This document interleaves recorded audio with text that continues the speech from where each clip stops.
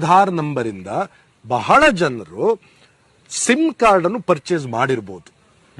ಗೊತ್ತಾಯ್ತಲ್ವಾ? ಈಗ for example ನನ್ನ ಹೆಸರಲ್ಲಿ ಇನ್ನೊಬ್ಬರ, ಯಾಕಂದ್ರೆ ಸೈಬರ್ ಕ್ರಿಮಿನಲ್ಗಳು ಯಾರು ಕೂಡ ಅವರ ಹೆಸರಲ್ಲಿ ಸಿಮ್ ಕಾರ್ಡ್ ಪರ್ಚೇಸ್ ಮಾಡಲ್ಲ.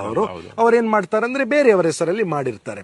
ಸೊ ನಾನು ಚೆಕ್ ಮಾಡಬೇಕಾದ್ರೆ ನನ್ನ ಸಿಮ್ ಕಾರ್ಡ್ ನನ್ನ ಹೆಸರಲ್ಲಿ ಇದೆಯಾ ಅಥವಾ ನನ್ನ ಆಧಾರ್ ನಂಬರ್ ಇಂದ ಎಷ್ಟು ಸಿಮ್ ಕಾರ್ಡ್ ಇಶ್ಯೂ ಆಗಿದೆ, ವೆರಿ ಸಿಂಪಲ್.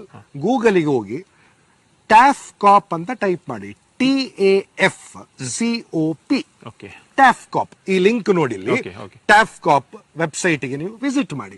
ವಿಸಿಟ್ ಮಾಡುವಾಗ ನಿಮ್ಮ ನಂಬರ್ ಕೇಳುತ್ತದು, ನಿಮ್ಮ ನಂಬರ್ ಹಾಕಿ, OTP ಬರುತ್ತೆ.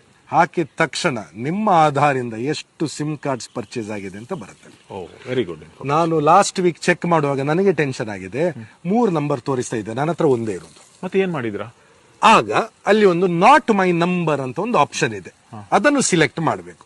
ಸಿಲೆಕ್ಟ್ ಮಾಡಿ ರಿಪೋರ್ಟ್ ಮಾಡಿದ್ರೆ ವಿದಿನ್ 5 seconds ನಿಮಗೆ ಡಿಪಾರ್ಟ್ಮೆಂಟ್ ಆಫ್ ಟೆಲಿಕಾಂ ಇಂದ ಮೆಸೇಜ್ ಬರುತ್ತೆ.